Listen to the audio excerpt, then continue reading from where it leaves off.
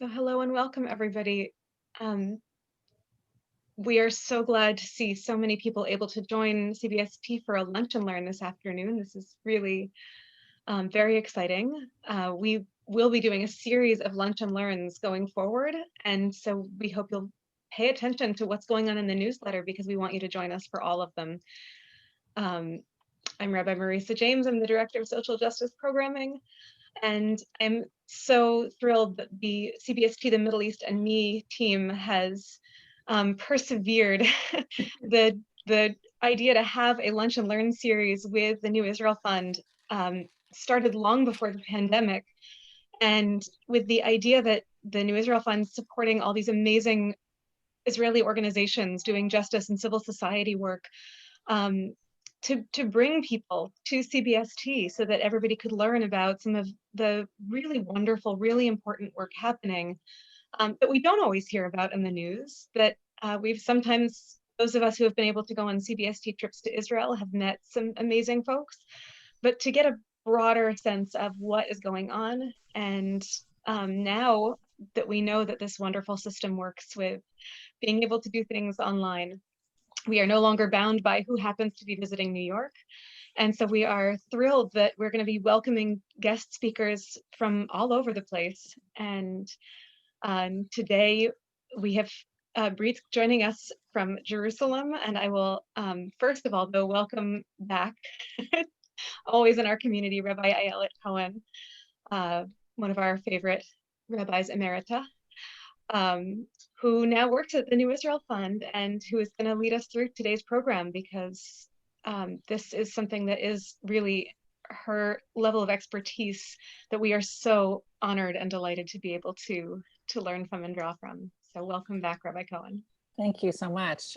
Thanks, Rabbi James, and thanks all of you. It's really so fun to be with you. I am suddenly remembering the CBST Israel trip that was like exactly now, I want to say 16 years ago, 2003, 2004, which was like Hanukkah, Christmas in Israel. And so I'm kind of loving the symmetry that here we are. Some of you on this Zoom were on that trip.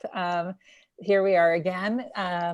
Still figuring out ways to be deeply connected to Israel with our hearts and with our minds, and to continue to ask hard questions and struggle and connect, even when we can't be physically there. And as Rabbi James was saying, we're really thrilled that the advent of Zoom as a regular feature of our lives has made it much more possible for more of you to be with us, and for us to connect with you, wonderful Israeli experts like Brit, to bring to life some of the issues on the ground.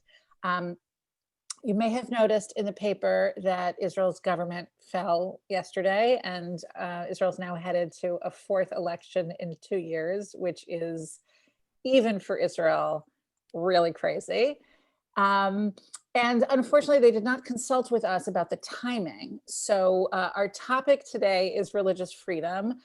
We're going to also, of course, answer questions that you might have about the situation with the government. Actually, the issue of religious freedom played pretty significantly in the most recent election cycle, because part of the ascent of the Kachol Lavan, now defunct Blue and White Party, was the idea of freeing Israelis from the hegemony of the Rabbanut, of the ultra-Orthodox rabbinate. That's part of what Brit will be talking about today. And we hope that we'll have time to hear from Brit about some of the really important issues going on, about her work directing the religious freedom programs of NIF, and also to take your questions and have a real conversation. So I am just so happy to be with you, and I'm really, really grateful to Jacob Lefkowitz from CBST, and to Jesse, and Jacob from NIF, and to Jesse and Judy from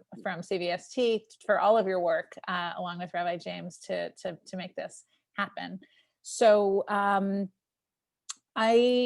I'm going to turn it over to Brit and ask you to start by introducing yourself a little bit and telling your own story of what led you to the work of fighting for religious freedom and the religious pluralism sector in Israel, and to talk a little bit about what brought you to the work in your own life and what the landscape looks like today. Okay, great, thank you. It's really an honor to be here with you today from Israel, so really thank you. My name is Brit Yakobi. I'm the Director of Religious Freedom and Gender Issues in Shatil, which is part of the New Israel Fund, or that not work with the grants, but trying to help the organization and the activists to build themselves and promote their voices in the Israeli society. But as a feminist, we said that like the political is the personal is the political. So I'll tell you a bit about myself and the place where I grew. So I grew in Tel Aviv in a Mizrahi religious Zionist family. I went to Bnei Akiva and Ulpana and etc. I was growing in a family really in the right side of the map. I'm leading the youth movement of the Likud party, which is the right party, the biggest right party in Israel. So if you understand, I did a little bit change in my life since then, but since childhood, the issue of religious and state really bothered me. So for me to work in the NIF, it's really a privilege to work in my specific topic, which I really believe in and I really love and I think I'm good at, but also to see like the big picture of the Israeli society, not only from the perspective of religious freedom, also from the perspective of the occupation or civil or the social environment, the democratic issues. So this is for me to work in NIF, to work on my specific topic, but from biggest perspective of what is best for Israel, how we bring Israel to be the potential we believe in. So I worked a few years in the ecosystem of the organization of religious and freedom. I'm working the Masorti movement. I led the JPW, which is the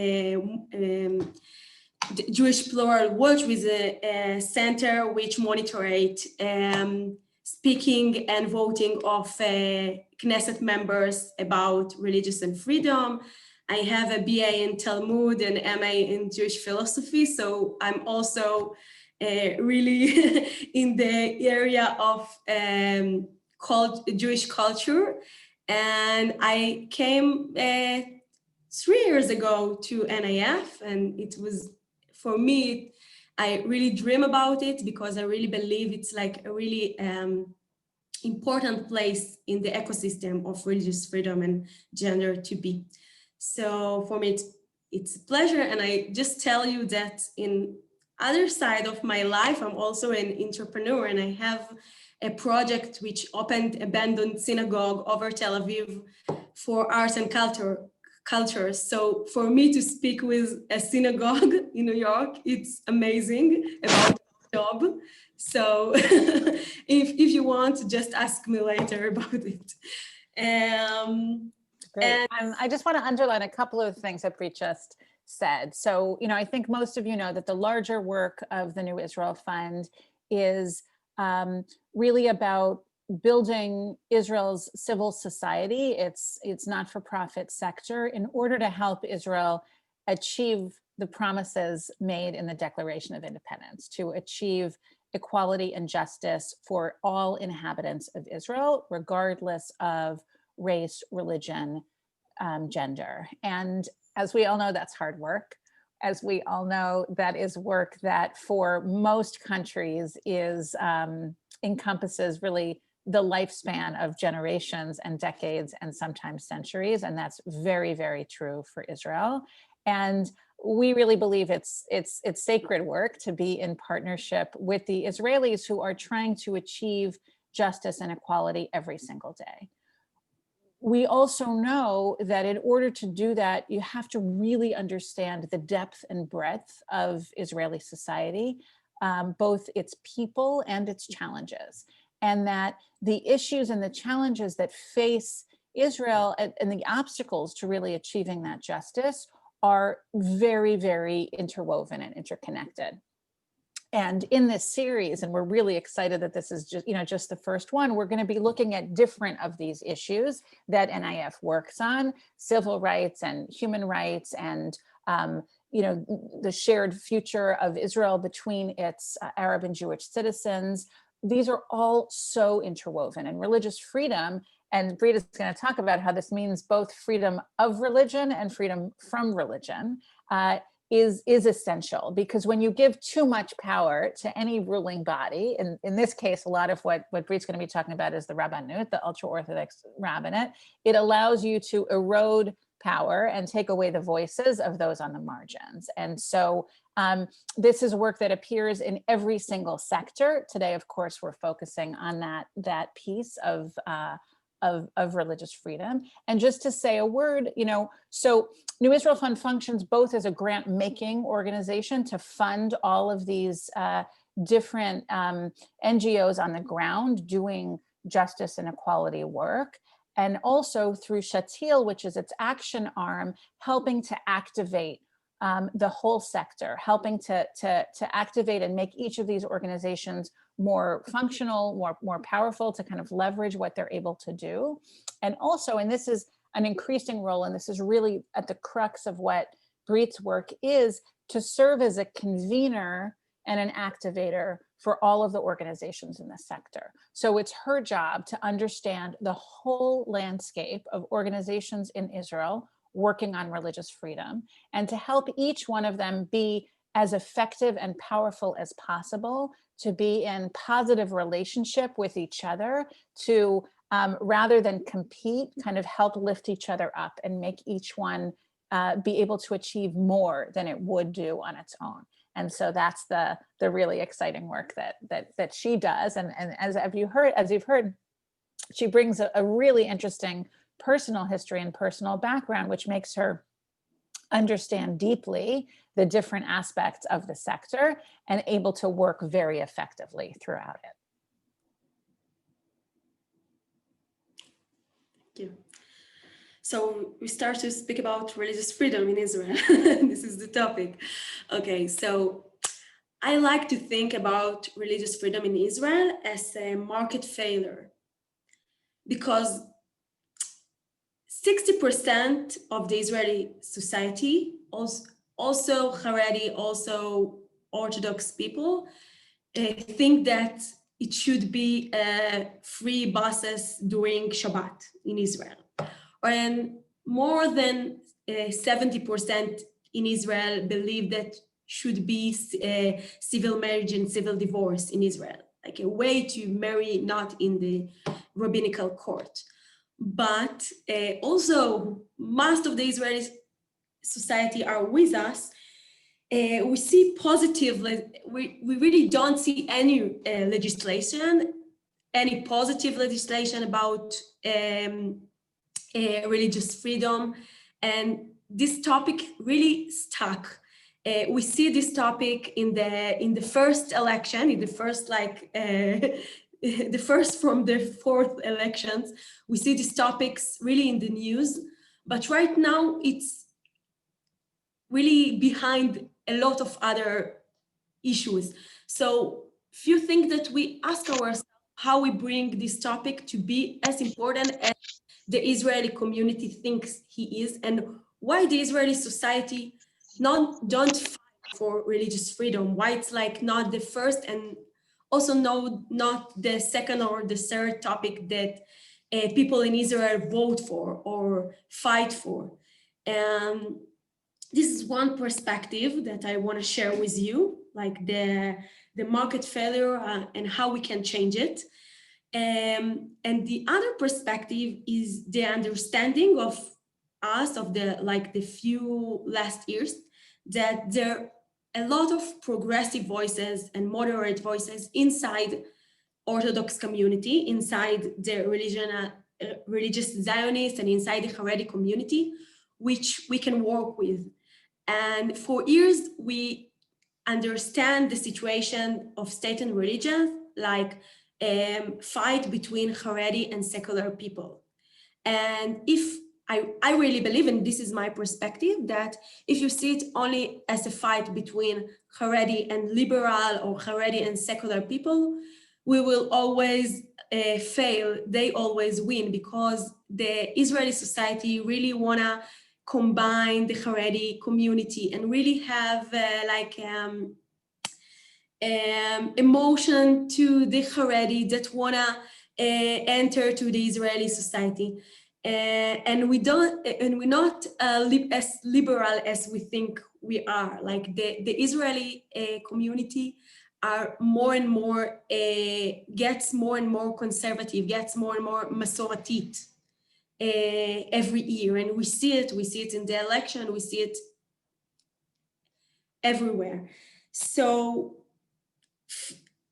I try in my work also work inside the Haredi community, in which I know you met Nina, inside the modern Orthodox community, try to strengthen these voices, also the progressive voices, and try to do connections between like Haredi feminists and secular or reform feminists to find together for things that are important in Israel. And I think it's really interesting time to work about state and religious in Israel, because although all the things that happen in the Knesset are stuck, the level of the municipality are really in a breakthrough. Like I don't know if you know, but there are a lot of mayors in Israel that understand that religious freedom is something that important to the people in their cities, and trying to change things from inside, and not only in the rich cities in the center, also like in Haifa or in Ramat Gan, or a lot of tiny or big places that trying to change also LGBT issues and also state and religious issues inside the city, and try to be one step before what's happening in the Knesset. And it's really interesting.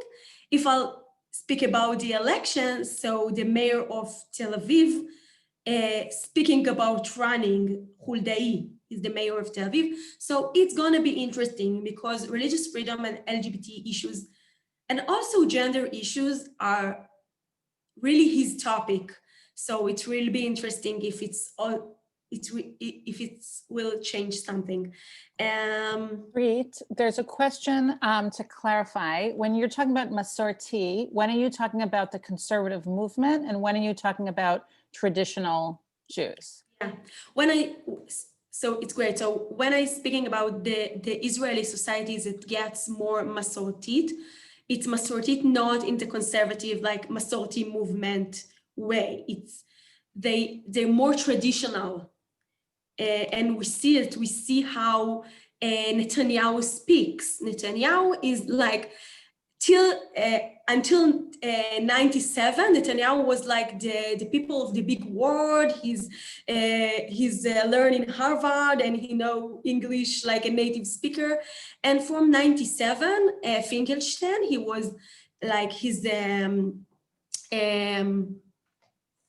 helped him in the campaign, and he told him that every time you ask the Israeli society whether you are more Israeli or more Jewish, so people from the right side will say they are more Jewish, and people from the left side will say they're more Israeli. And he said him stuck in the Jewish thing. And from there we see campaigns like Netanyahu good for the Jews, and we really see how he gets more and more Masorti, going to rabbis to get blessed before the election, and etc. And I really believe that the Israeli society gets more and more traditional, but they have liberal understanding or liberal issues, but it should be combined with traditional environment. Really, and if we go back in Israel's history, of course, right, Israel's parliamentary system has always required a coalition to make a government. There's never been a ruling party that's had enough votes to make their own government by themselves. And so from the very first Israeli government, the ultra-Orthodox parties have been really important players in terms of helping the ruling party form that governing coalition. Up until a certain point, those votes were to a certain extent for sale, and were willing to join Labor or Likud governments because the most important values were about funding for their educational programs, about exemption from conscription into the army so that boys could study in yeshiva instead, and also to kind of keep control over those issues of personal status, marriage, divorce, burial, conversion. In more recent years, those ultra-Orthodox parties have become more synonymous with a right-wing political agenda. And that's been a very significant shift, and it goes both ways. And so we've certainly seen, and Netanyahu has often kind of traded away the things that are important, certainly to American Jews, like acceptance of non-Orthodox conversions, like access to the Kotel and other holy places, which, by the way, most Israelis don't care about at all, because it makes him more favored and more powerful among the ultra-Orthodox. I just want to say one more clarifying point, and then I'll give it back to you, Brit, which is the issue of municipalities is really important because individual municipalities get to make decisions about the things that most Israelis really do care about, which is there public transportation on Shabbat? Are restaurants and cafes and stores able to be open on Shabbat?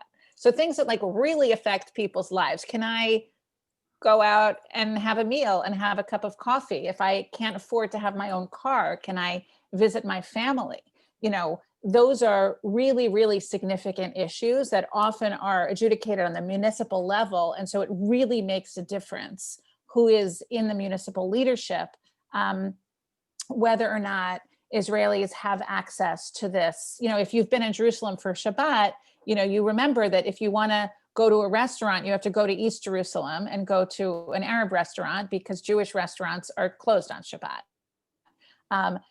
This makes a really big difference in people's daily lives. And these are the issues that like ordinary Israelis who are not interested, honestly, in whether or not women can read Torah at the Kotel care about whether they can buy a cup of coffee or visit their grandmother on Saturday. Back to you, Brit. And also I'll tell that Tel Aviv municipality and also Ramat Gan said that they want to do civil marriage in the building of the city. So like bring a certificate of a civil marriage. It doesn't say anything, but it's really symbolic. And it's changed the map. It's changed the map from the municipality, like from and also the municipality in Tel Aviv and in a lot of cities in the center started free buses in Shabbat. Also, it doesn't allow in Israel, so they started it for free, and it's really great. And I'll just tell you a funny and bothering thing that last week I just went in Jerusalem to buy a coffee in the center of the city, and I entered to some place, and she just got a mail from the Rabbanut, and she said, "Oh my, the people that have the coffee place," and she's just like, "Oh my God, I don't believe," and I'm said, "Okay, she's divorced, such a weird," and I said, "Okay, what's happened?" And she said that she just the Rabbanut sued her because she used the word kasher in her place. She has certificate that said we don't use the kashrut of the Rabbanut, but this place is kosher. It's only like halavi and only vegetables. They're not have any problem. And in these times of coronavirus, which tiny places really trying to really just be and trying to Survive. say, yeah.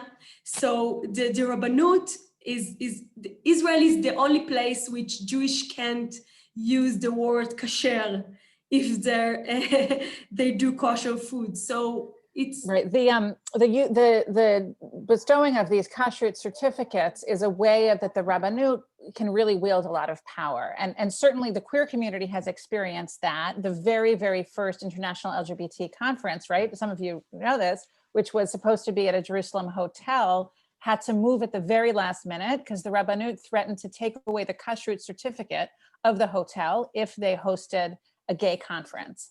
And that would be suicide for a hotel, because a hotel has to have kosher certification from the Rabbanut in order to function. And so at the last minute, the conference had to scramble to find an alternative location.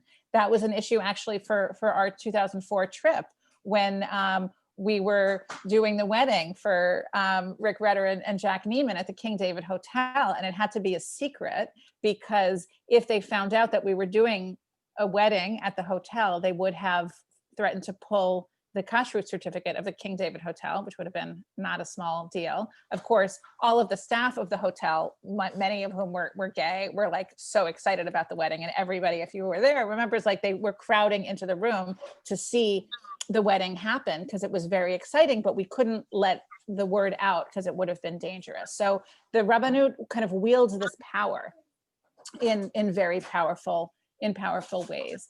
Brit, I'm wondering, yeah. I'm wondering if you could say a little bit about specifically the work of the Forum Against the Exclusion of Women, what that is and what work it does. Great. So it's maybe I'll try to speak about positive things in Israel. So there are positive things in this area, and I'll speak about them. So I'm leading a forum of organization and activists against exclusion of women and gender segregation in Israel. And in gender issue in Israel, we really see really progress in the last few years. The Me Too movement also came to here, and we see last year there were 3 huge demonstrations against violence, gender-based violence. So it's pretty amazing. But there are some topics that we really see an regression of gender issues in Israel. And one of them, sorry, it's like, I don't know what it's, there are other computer over here, but it will change, the blue color. So we really see regression in some topics in Israel. One of them is exclusion of women.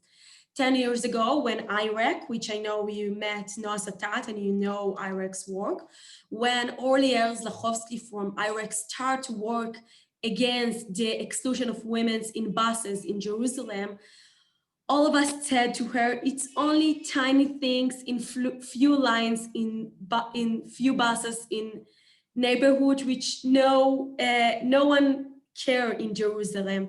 And right now we see this issue, the exclusion of women gets bigger and bigger, also in the army, also in the academy, also in the buses, streets, cultural events. So this is one topic that we thought we need to try to change. And we built a coalition of organization also from the religious freedom area, but also from feminist organization and gender organization. And what's amazing in this organization that it's combined also haredi feminist, modern Orthodox feminist, reform and conservative feminist, and also secular women together that fight together. And this coalition has a lot of conflicts inside, but outside we're trying to fight together and understand that exclusion of women hurts all of the women. It's mostly hurts women inside Orthodox communities. And it's pretty amazing that when the reform movement is going to court, the haredi feminists go with them, and the reform movement represent the haredi that try to, I don't know if you know, but in Israel there are two haredi parties, which women can't enter to them by law. So right now there are only one haredi MK, women haredi MK, and she's MK in B'chol L'vavcha party, which is a secular party. And there are few amazing and brave haredi feminists that trying to enter to their haredi party. They say, we are haredis, we want to enter our parties, we vote, we also want to get inside to be a politician. And the reform movement represent them, and together we're trying to fight against this situation. And it's pretty amazing because from outside it seems like the Israeli society, it's really divided, and the progressive society in Israel, if they have like, we are tiny but we are really divided, but inside there are a lot of work together, which is pretty amazing. And a lot of conflicts, like why you fight only inside the haredi and etc. But I'll just tell, when in 2008, when Israel entered to the OECD, it changed everything, because one of the things that the OECD said to Israel, they want to promote the haredi in the economy and in the army. So this is in the academy. So this is bring an extreming of haredi male that want to enter to the academy, to the economy, and it's goes against women. So in this conflict, it's really important to do it with the feminist haredi and with the modern Orthodox haredi, and said, we not against your community, we against the situation that it's bringing the women few steps back. In Israel, there are army base which women can't enter because it's army base for haredi and for religious Zionist people. And we also said that religious Zionists, which there some of them really modern, goes after the haredi, and they say, if the haredi can serve only with men, we always wanna serve only in base only with men. So it's one of the topics that I really believe that we need to fight against them, and we do a lot of work inside of them. The other thing that I wanna speaking about, if I can, and Ayelet, or you want to say? Well, I just want to say one thing before you leave this topic, which is, you know, what Brit said about the significance of haredi women working, you know, seeking help from Iraq and working to create change is really, really significant.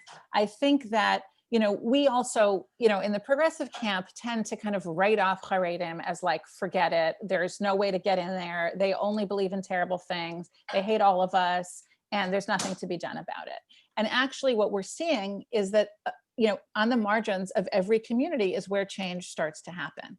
And this is really an interesting moment in the haredi world. And we're really seeing it with haredi women's groups. And this is so significant. And this is a lot of this coalition work, where obviously people who are marginalized within their communities are going to seek out other people who are marginalized in their communities. And even if it's not an obvious or traditional alliance, this is how change can happen. And so the idea that haredi women know that they are not going to get any support within their haredi community, whether it's having a haredi women's radio show on the radio, or whether it's being about, you know, being able to participate in municipal government so that they can create positive change for their own communities. But they know this is no longer a world where you can pretend that the other doesn't exist. They know about Iraq. They know about Noah Satat. They know about NIF and the change that's happening. And we've gotten to a point where it's more important for them to advocate for themselves and to create this change than to stay in their bubble.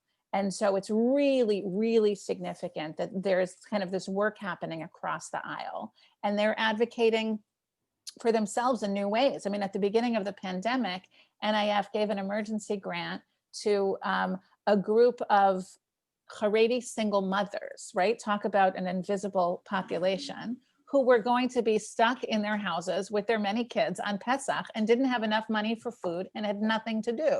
And we don't usually kind of do direct service stuff like this, but we helped support them so that they could do care packages with money for Pesach food and board games, so they wouldn't go out of their minds in their houses with their kids over Yontif.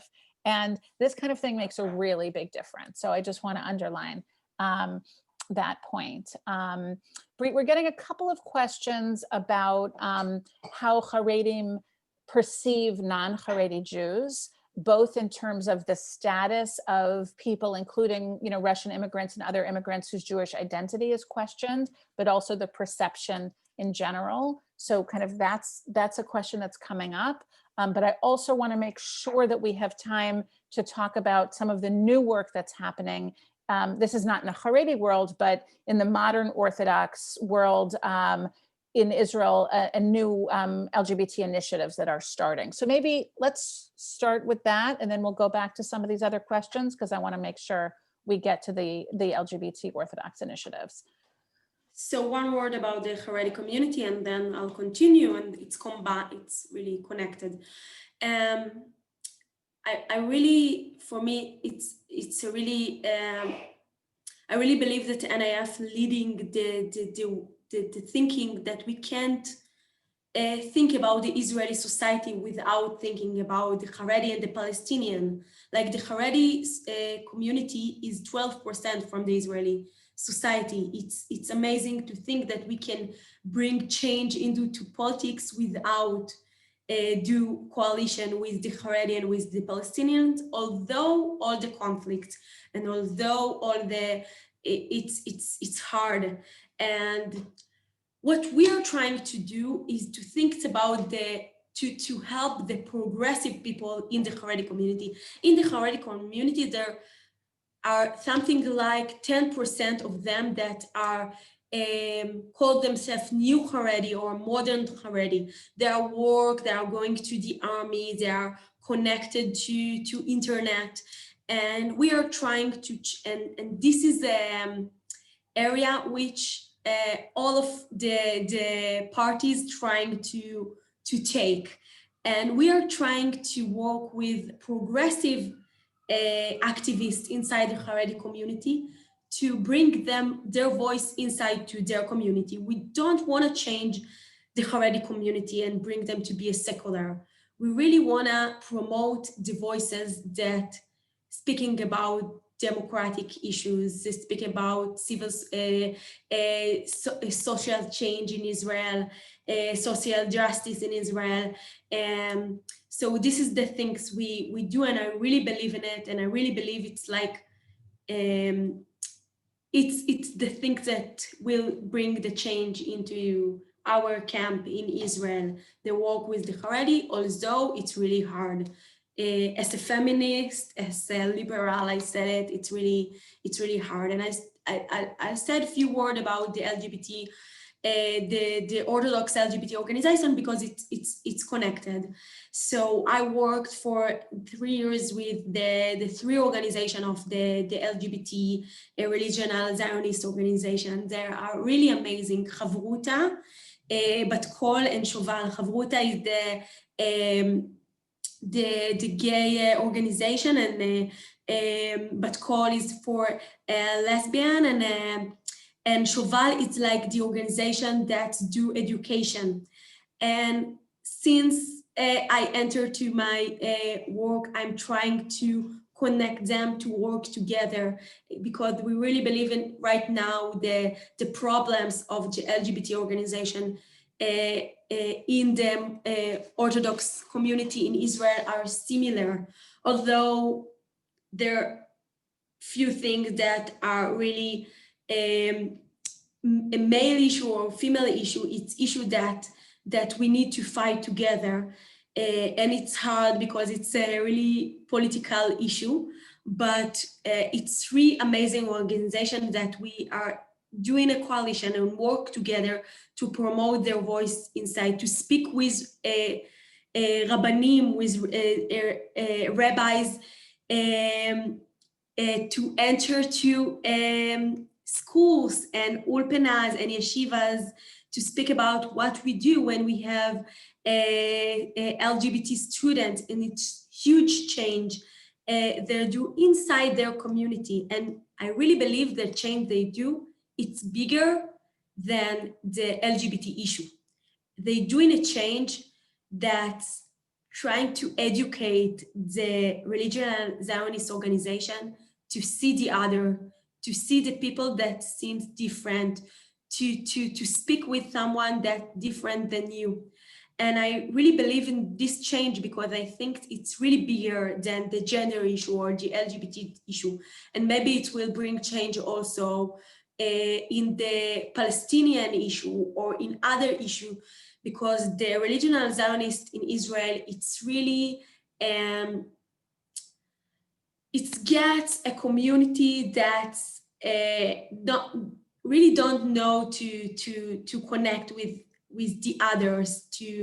It's really privileged community, really white community in Israel, and they do amazing change. And I just said, if we speak about the Haredi community, right now the Orthodox LGBT trying to build organization inside the Haredi for LGBT, because we know that there are a lot of LGBT inside the closet in the Haredi community, and they have specific problems and they need specific solutions. And right now we, together with the religious Zionist LGBT organization and the organization inside the Haredi community, like the activists inside the Haredi community, to bring something together that's specific to Haredi LGBT. And for me, it's amazing that we can learn from community to community, because the things that happen, like in the last 5 years, inside the religious Zionist community about LGBT is right now happening in the Haredi community. And the thing that happened like 20 years ago about in feminist organization inside the religious Zionist community happening right now in the Haredi community. So my job is to bring the people together and to try to learn from each other and do things together. And all of these things are really not in the front of the things in the media of Israel, but I really believe we are do grassroots work that in few years we will see it really out loud of the Israeli media and society.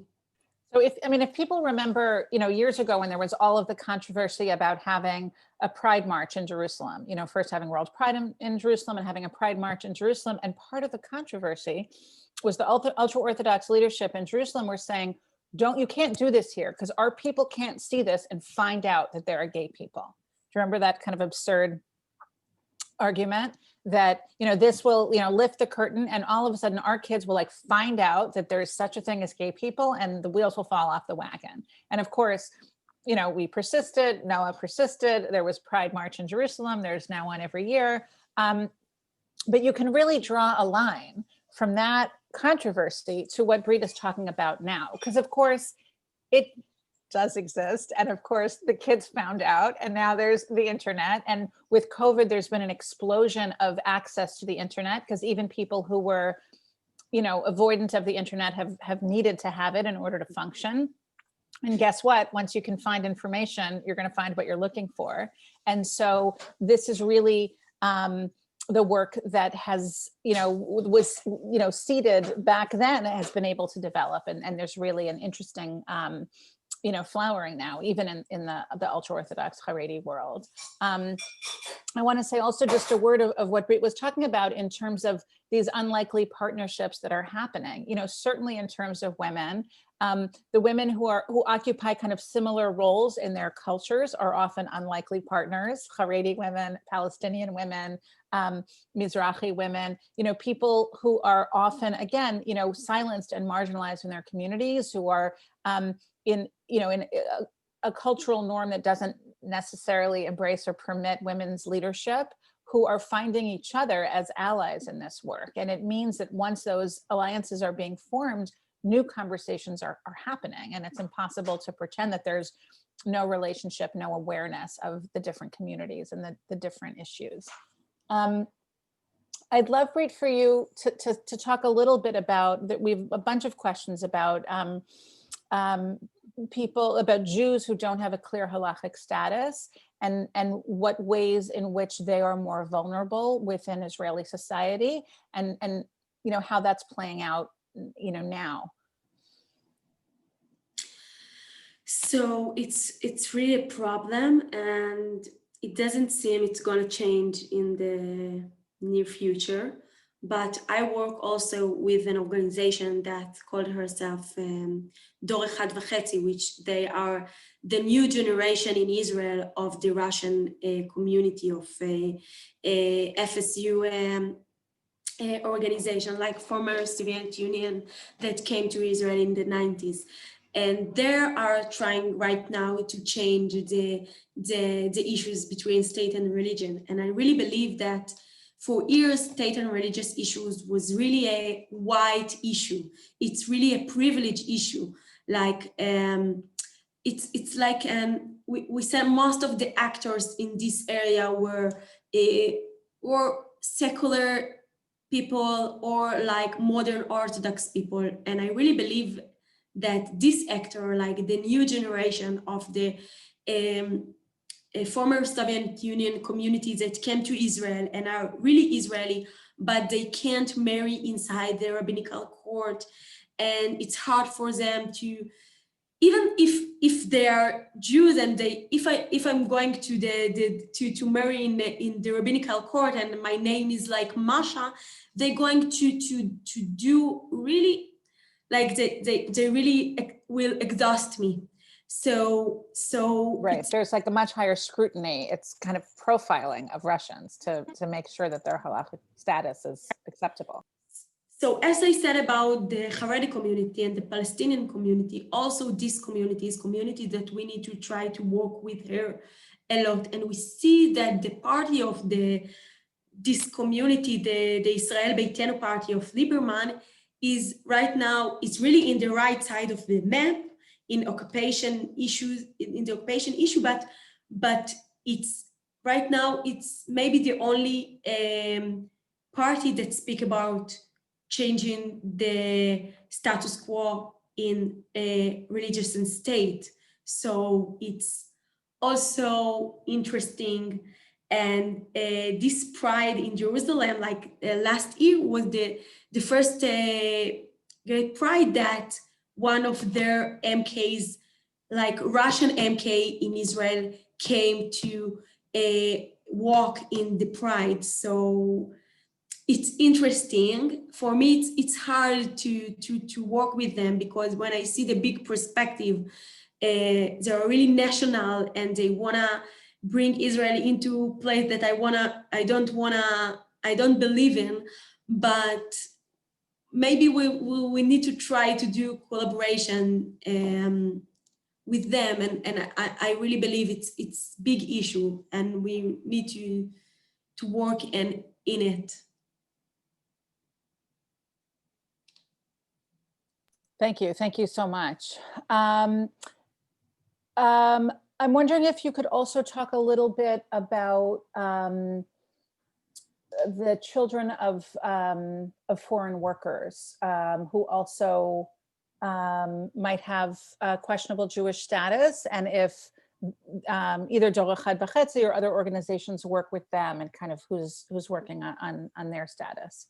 The children of the? Of workers from other countries. Mm-hmm. Yeah, so they can't, it's interesting because if it's like for gay couple, they can't convert in the Rabbanut. So it's also a really issue. And the people that really take care of it is the movement, it's the Reform and the Conservative movement, which work with, for this issue. But in Israel, it's not like really, we don't hear about it a lot because it's really in tiny present. So in the topics of religious freedom, it's not one of the topics that the Israeli society will go to the streets for, to do demonstration for. But it's also important. And I'll also add that, you know, certainly for either for African asylum seekers or laborers from other countries who have come and worked in Israel, and often those people are not white, there have been a lot of status issues around their kids. There's also a lot of ambivalence, is a polite word, in terms of kind of allowing them to stay. And so we don't have time to go into that today. You know, that could actually be a really interesting topic for another session, to look at workers from other countries and the status of refugees and asylum seekers in Israel. Of course, you know, as Shep is noting in the comments, you know, there are many people now who have lived in Israel for many years, whose Hebrew is great, kids who have grown up only speaking Hebrew. So that, you know, certainly compounds the complication of the issue. We're almost out of time. So I do want to just say a word about what might happen in the election to come, which of course you can never do when you're talking about an Israeli election, because volatile does not even begin to describe the political environment, and even the political parties that exist right now may be completely different or largely different when everything is reshuffled. You know, often the parties, and certainly this was true with the Blue and White Party, which played such a significant role in the last few election cycles, was a mix of a bunch of other parties that were basically people who had in common that they hated Bibi Netanyahu, but not a lot of other things politically. And so that seemed like a powerful organizing principle until Benny Gantz, the leader of the party, gave the prime ministership to Bibi Netanyahu. And then all of the many Israelis who voted for Blue and White because they hated Bibi Netanyahu felt completely betrayed. So that party has now fallen apart. The big question is, where are those voters going to go, and which parties might ascend? And it doesn't necessarily look good. You know, some of the ultra right wing secular parties seem to be ascending right now, also anti-Netanyahu, but not pro any of the things that most of us care about. And even though they're not so interested in the power of the ultra-Orthodox rabbinate, they're not being driven by a sense of equity or access. And so it's hard to imagine that those issues will ascend, but anything could change. It's still very, very early. The government collapsed yesterday. The elections are going to be towards the end of March. I think March 23rd is what they announced. And what happens kind of next is there's going to be a reshuffle, and all of the parties are going to have to kind of recertify themselves, figure out, you know, it's a parliamentary system. So each party creates a list of who the candidates are. And then there's going to be all of this brokering about who has the leadership and who comes together to form a more powerful bloc. And so a lot can change. It's definitely something we should keep talking about, because I do not have a crystal ball, and nobody does when it comes to the Israeli political map. But we know it will not be boring. That is very true. Oh my gosh. Brit, I want to thank you so much for joining us from the holy, crazy city. We are sending so much love to you as you do this incredibly important work. Many of us have been to Israel. Some of us have been more than once, some with CBST, some otherwise. And we know we've seen, these wonderful protests of people getting married who cannot get married in the Rabbanut, to show that like we're going to do this anyway. The LGBTQ community knows what that kind of work is like. We have a lot of gay families who come from Israel to New York to have their children converted here if they're having a surrogate to have a child, because that's not yet possible in Israel. So our community is so connected to pieces of this work, and we are so grateful that what you are doing is really working toward the world that will let everybody have access to the spaces that they need, the work that they need, the respect, the love, the justice that they need. We're very grateful, and thank you so much for joining us today. Thank you, really thank you. And about the election, I really believe that our job is to bring the subject in front, and not only the questions whether Netanyahu or not, to bring the subject of gender, of LGBT, of religious freedom, of equality. So I think this is our work right now. And thank you for the patience for my English. And Ayelet and Jacob had my email, so if you wanna ask me something or speak with me, though you always can. Okay. Thank you. And thank you to the New Israel Fund. Thank you to Rabbi Cohen and Jacob Lefkowitz for helping put this together. And a huge shout of gratitude to everybody on the Middle East and Me team for making sure that we stay connected to these issues and we stay connected to these programs. Thank you all so much for joining us, and definitely watch for the next Lunch and Learn to come next month. Take care, everybody. Thank you so much for joining us. Take care, everybody. Lots of blessings for a better 2021. Amen.